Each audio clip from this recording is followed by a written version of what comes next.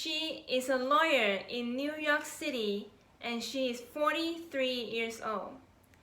In 2020, she had a stroke. She will talk about her journey and her future.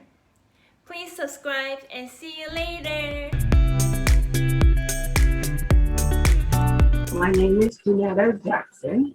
I am 43. No, 43. Yes, 43.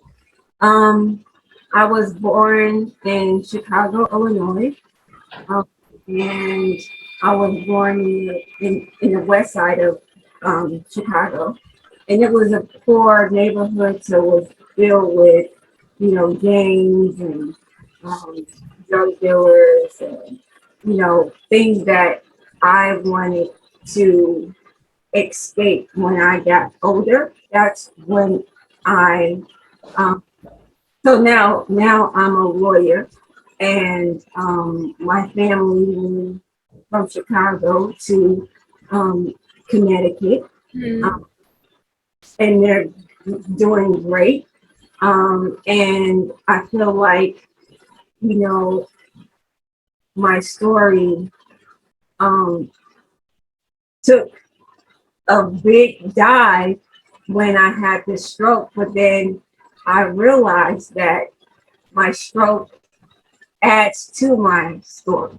It's a day that I will remember for the rest of my life because I woke up. I woke up early that morning around 5:50, and I looked at my cell phone, and the first thing that I do is I pray. So I seen that it was 5 in the morning, and I said, okay, I'm gonna pray. And I was just grateful for another day. Yeah. And I had an epiphany that I was going to write my goals down that day. Mm-hmm. And I wrote my goals down, and I had affirmations and stuff like that.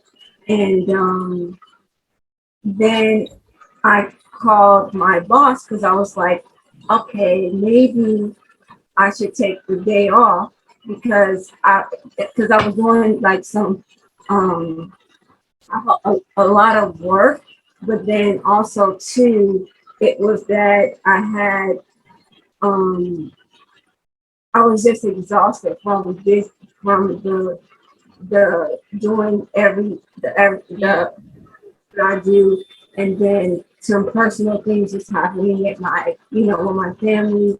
And so I talked to him, and he said, well, you should, he was sympathetic, and he said that, if you walk around your neighborhood, and, and that will give you, um, some energy and stuff like that. And so I decided that I would do something better, Yeah. and I would go and work out in my basement because I have a gym in my basement.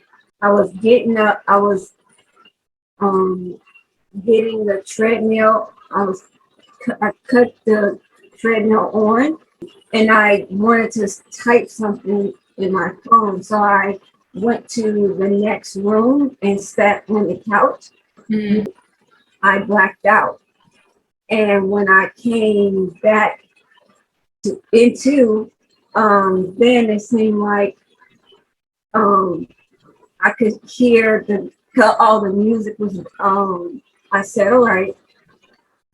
And then I looked at where I was, and I was on the side of the couch, not the front of the couch, leg, and I couldn't move my arm or nothing like that. And I had to crawl up the stairs to the basement, and that took like 20 minutes. And then my roommate saw me, and then my dog was licking my face. And No. yeah, and then she, she called the ambulance and everything, and but when I realized that I couldn't even talk, And when I was in the hospital, the 10 days that I was in the hospital, I did not say anything. And I couldn't express anything that I wanted to, but I was just like, oh my gosh, why can't I talk? And, and then when I went to rehab, I could say yes or no, but that was it. So, when I got to my house, because I was in rehab for like 2 weeks, and then it was like, okay, you gotta leave. And I'm like, no, I want, Yeah. wasn't like they were a problem. So they said that, because I don't have any ambulatory problems, then I have to, have to come home. Um, so then I just, with the help of my roommate, um, I got, speech therapist to help me. But I'm not like everyone else where one person you just have one speech therapist.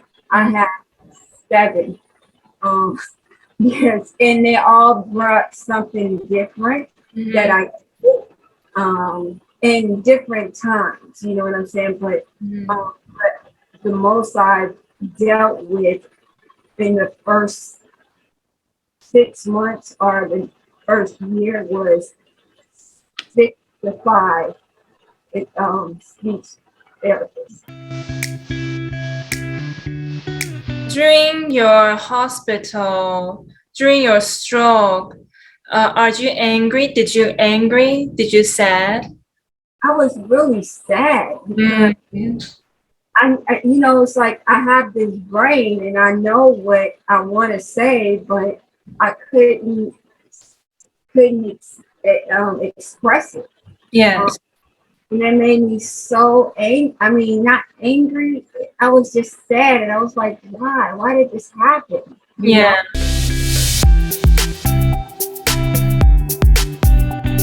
After your stroke, did you word by word, like yes, no, bad? Did you say one sentences?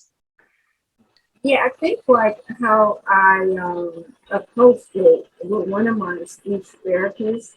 I had to use a program that it would be a paragraph, and it will highlight the words, like, then after that I would repeat it, and then and that get me to like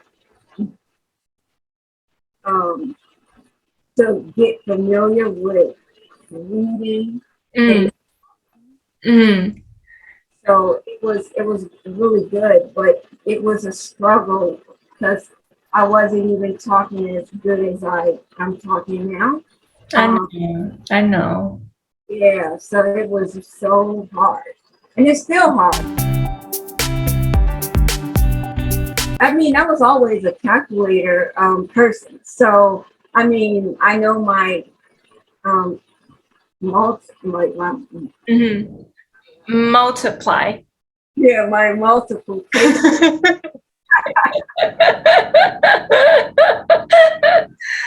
I was working on that to remember it, because really with numbers, you just got to do it every day. I got an app, it's called Numbers, and I do numbers every day because that's because they don't have any how words can um you can connect them to other words that seem like they fit. With numbers, it's the number, and that's it. So but I know my 2s and my 4s and my 5s, I get confused like when I get to 8, like 8, 6, 24. See, but I mean, I can go and put it in the calculator and get the right answer. Before and after. What about in the future? Would you working lawyer up? Yeah, yeah, I think that I can do it. It's just, when I'm talking, I have to take my time. Mm-hmm. Like I say, please bear with me. Um, I want to take my time. Mm-hmm. So I think that, and my employer is awesome. They just want me to get better and better, and I really love them. Yeah, they're just they're amazing, and so I'll continue to work with them and work for them. What is your superpower? My superpower, motivation. Motivation, yes. Motivation. I and God. Um, my relationship with God has been the the holder for my recovery and my progress. Mm-hmm. I have to look at where I came from and where I'm today, and it's because of God. Mm-hmm.